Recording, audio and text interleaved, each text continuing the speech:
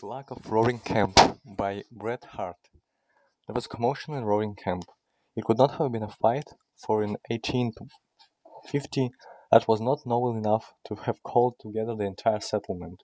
The ditches and claims were not only deserted, but Tuttle's grocery had contributed as gamblers who, it will be remembered, calmly continued their game the day that French Pete and Kanaka Joe shot each other to death over the bar in the front room.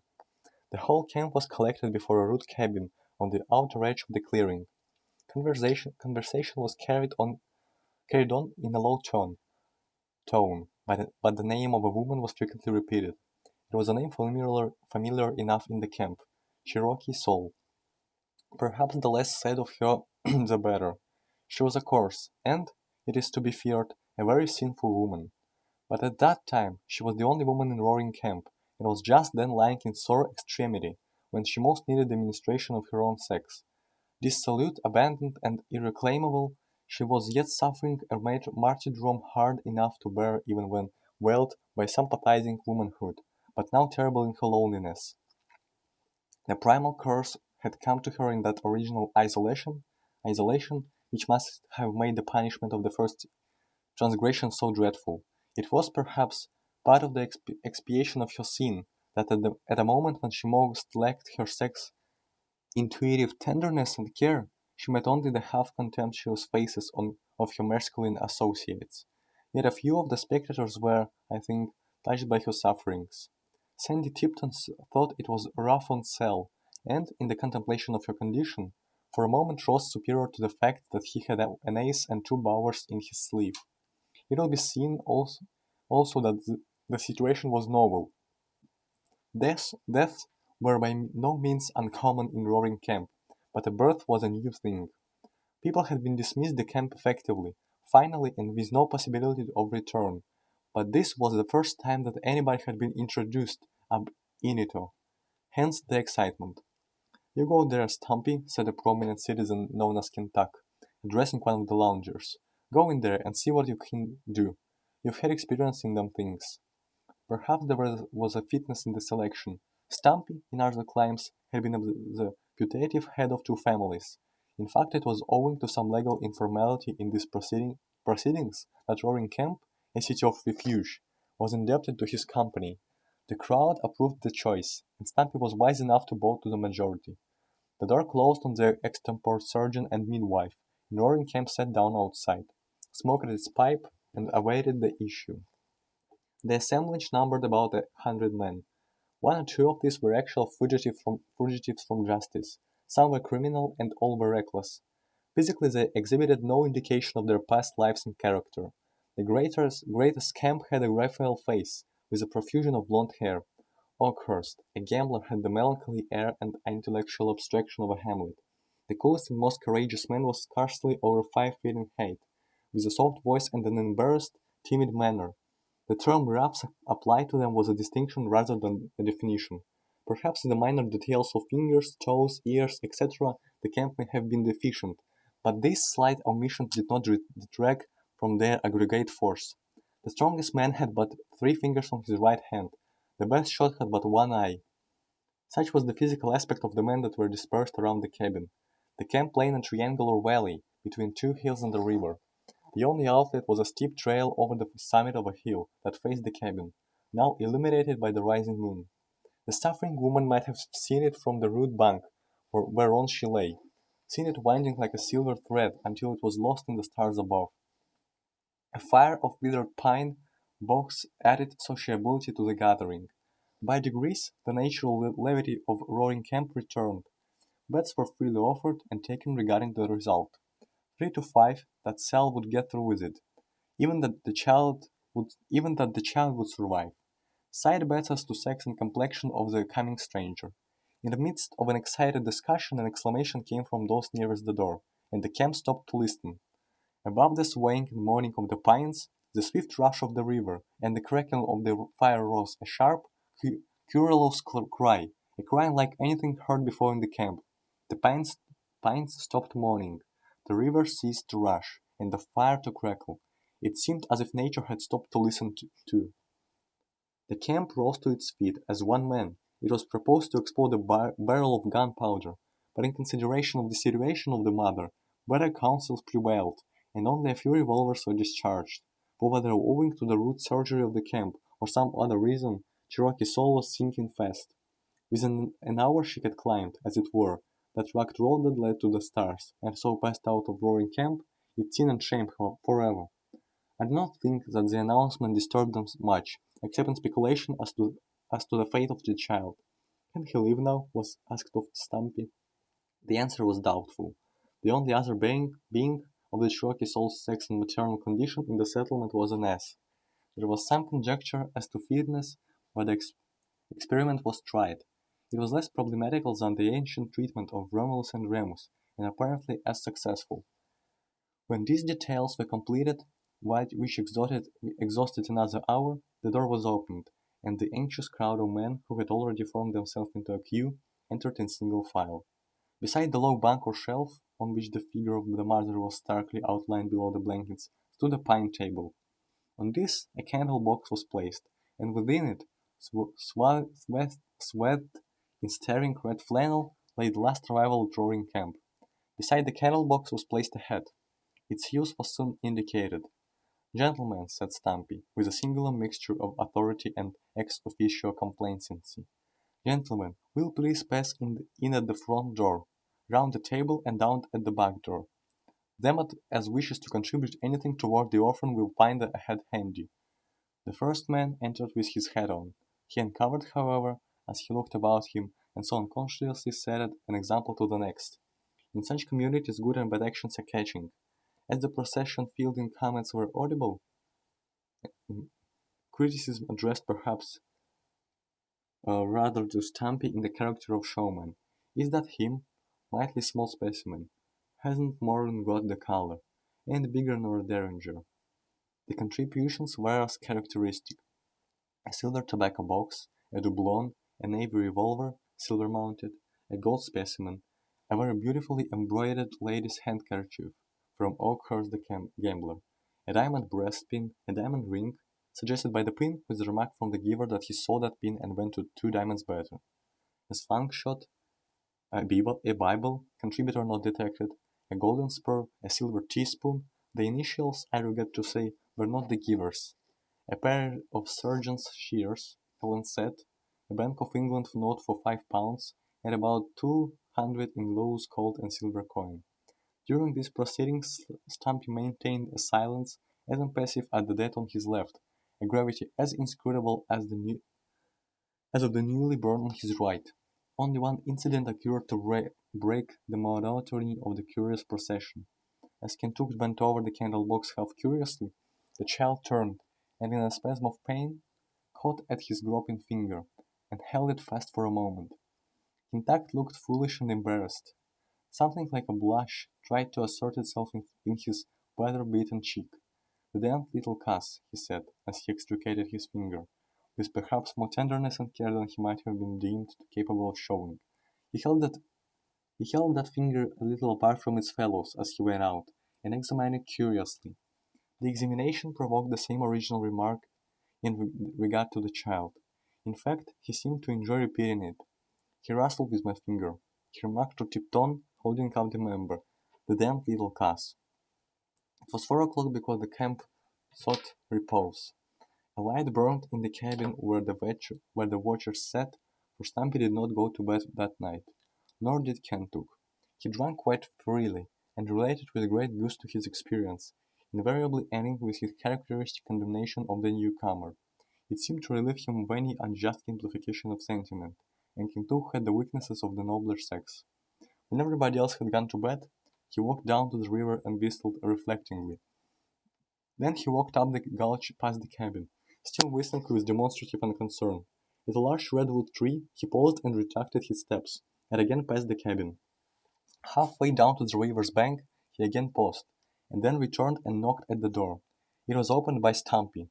"How goes it?" said Kentuck, looking past Stumpy toward the candle-box. "All serene," replied Stumpy.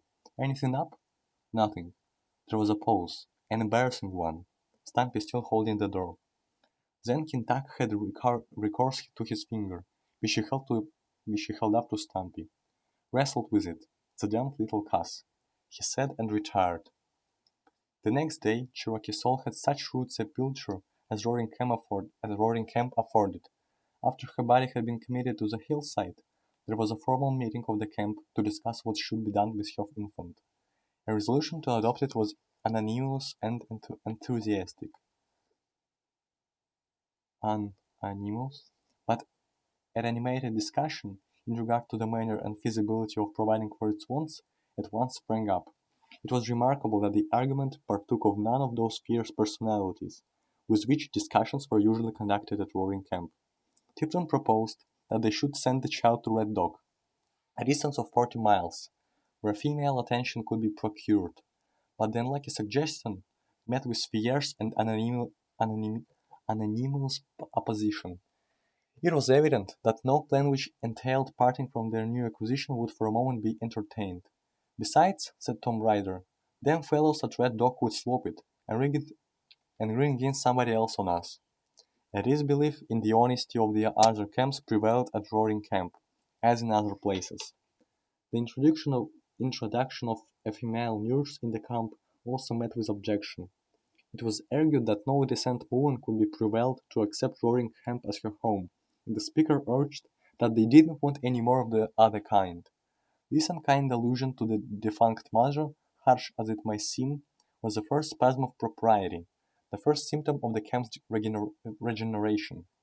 Stumpy advanced nothing.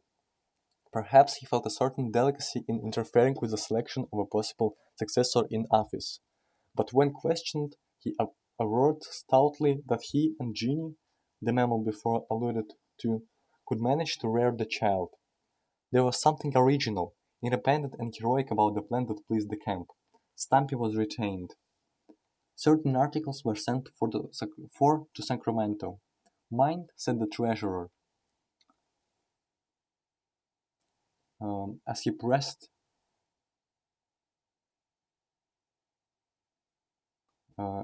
a bag of gold dust into the expressman's hand, "the best that can be got. Lace, you know, and filigree work and frills. Damn the cost." Strange to say, the child thrived. Perhaps the invigorating climate of the mountain camp was compensation for material deficiencies. Nature took the foundling to her broader breast. In the rare atmosphere of the Sierra foothills, that ale pungent with balsamic odor, that ethereal cordial at once bracing and exhilarating, he may have found food and nourishment, or a subtle chemistry that transmuted as milk to lime and phosphorus. Stumpy inclined to the belief that it was the latter and good nursing. "Me and that ass," he would say, "has been father and mother to him. Don't you," he would add, apostrophizing the helpless bundle before him, "never go back on us." By the time he was a month old, the necessity of giving him a name became apparent. He had generally been known as the Kid, Stumpy's boy, the coyote, in allusion to his vocal powers, and even by Kentuck's endearing diminutive of the damned little cuss. But these were felt to be vague and unsatisfactory, and were at least dismissed under another influence. Gamblers and adventurers are generally superstitious, and Oakhurst one day declared that the baby had brought the luck to Roaring Camp. It was certain that of late they had been successful. Luck was the name agreed upon, with a prefix of Tommy for greater convenience. No allusion was made to the mother, and the father was unknown. "It's better," said the philosophical Oakhurst, "to take a fresh deal all round, call him Luck, and start him fair." A day was accordingly set apart for the christening. What was meant by this ceremony the reader may imagine who has already gathered some idea of the reckless irreverence of Roaring Camp. The master of ceremonies was one Boston, a noted wag, and the occasion seemed to promise the great facetiousness. This ingenious satirist had spent 2 days in preparing a burlesque of the church service, with pointed local allusions. The choir was properly trained, and Sandy Tipton was to stand godfather. But after the procession had marched to the grove with music and banners, and the child had been deposited before a mock altar, Stumpy stepped before the expectant crowd. "It ain't my style to spoil fun, boys," said the little man, stoutly eyeing the faces around him. But it strikes me that this thing ain't exactly on the square. It's playing it pretty low down on this here baby drinking fun on him that he ain't going to understand. And if there's going to be any godfathers around, I'd like to see who's got any better rights than me.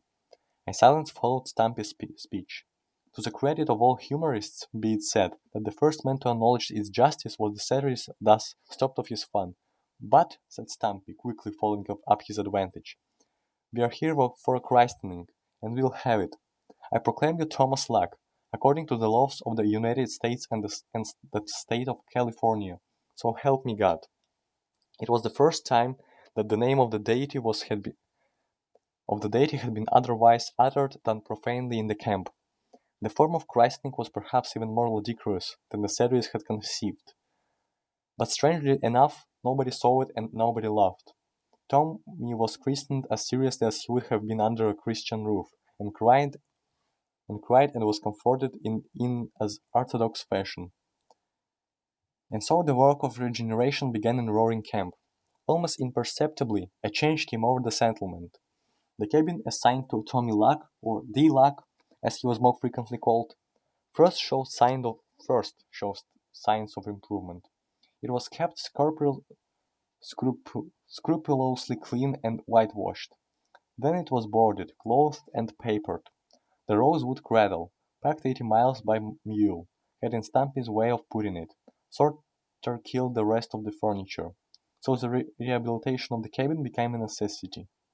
The men who were in the habit of lounging in at Stumpy's to see how the luck got on seemed to appreciate the change, and in self-defense the rival establishment of Turtle's Grocery bestirred itself and imported a carpet and mirrors.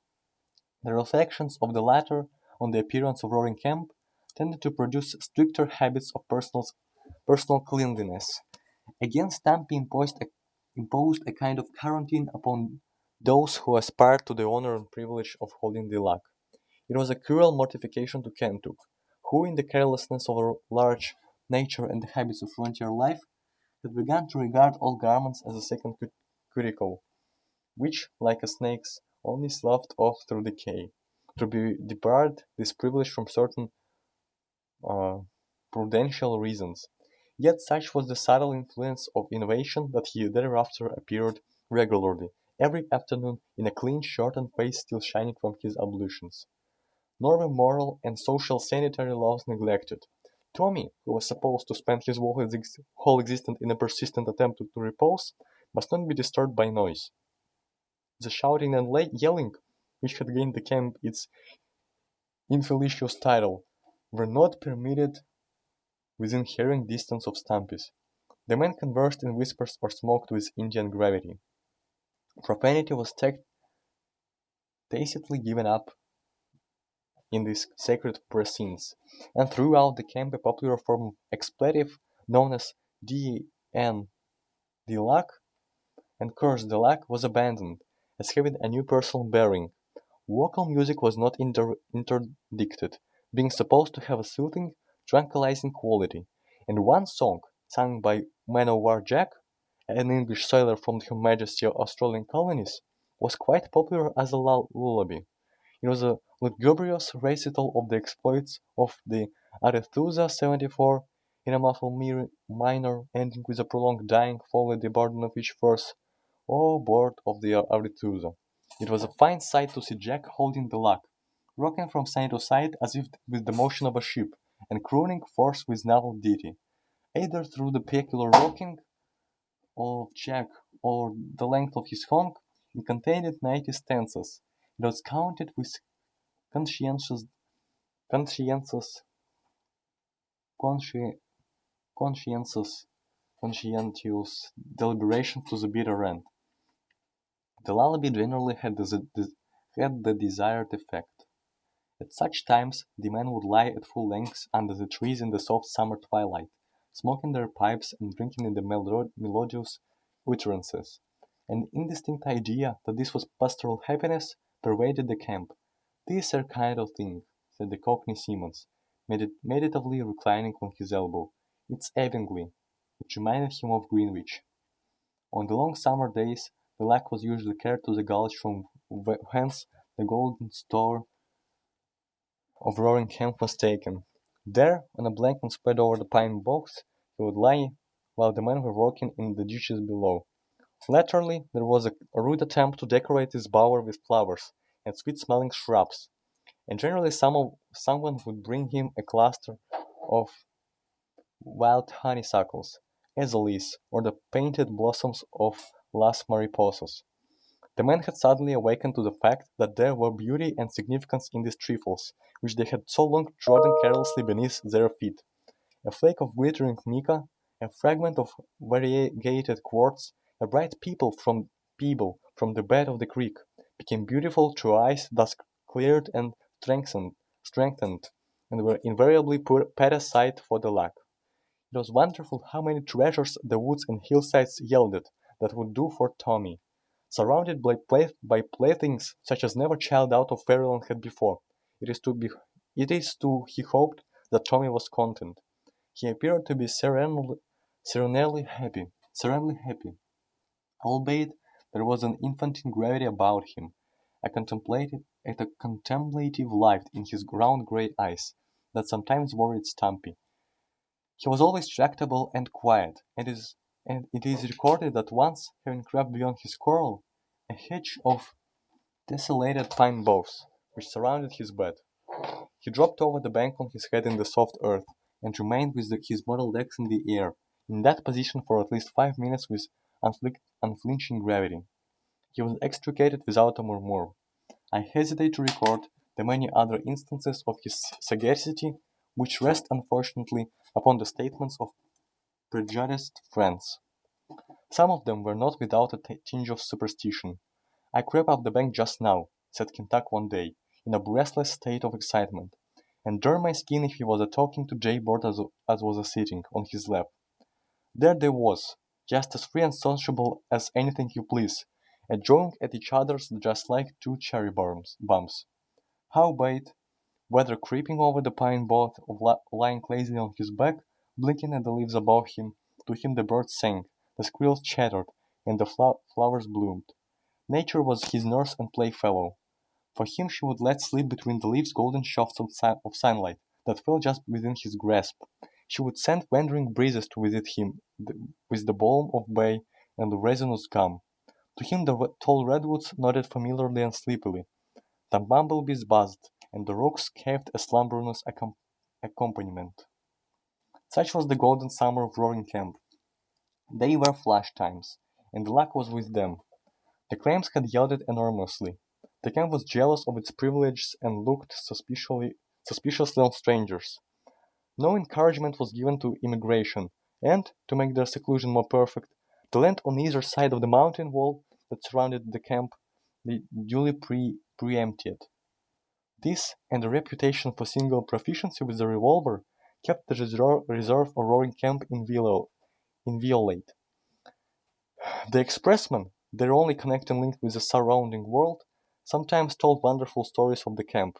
He would say, "They've a street up there in Roaring that would lay over any street in Red Dog. They've got vines and flowers round their houses, and they wash themselves twice a day. But they're mighty rough on strangers, and they worship an Indian baby." With the prosperity of the camp came a desire for further improvement. It was proposed to build a hotel in the following spring, and to invite one or two decent families to reside there for the sake of the luck, who might perhaps profit by female companionship. The sacrifice that this concession to the sex cost these men, who were fiercely skeptical in regard to its general virtue and usefulness, can only be accounted for by their affection for Tommy. A few still held out, but the resolve could not be carried into effect for 3 months, and the minority meekly yielded in the hope that something might turn up to prevent it, and it did. The winter of 1851 will long be remembered in the foothills. The snow lay deep on the Sierras, and every mountain creek became a river, and every river a lake. Each gorge and gulch was transformed into a tumultuous watercourse that descended the hillsides, tearing down giant trees and scattering its drift and debris along the plain. Red Dog had been twice under water, and Roaring Camp had been forewarned. Water put the gold into them gulches, said Stumpy. It had been here once and will be here again. And that night the North Fork suddenly leaped over its banks and swept up the triangular valley of Roaring Camp. In the confusion of rushing water, crashing trees, and cracking timber, and the darkness which seemed to flow with the water and blot out the fair valley, but little could be done to collect the scattered camp. When the morning broke, the cabin of Stumpy, nearest the river bank, was gone. Higher up the gulch they found the body of its unlucky owner.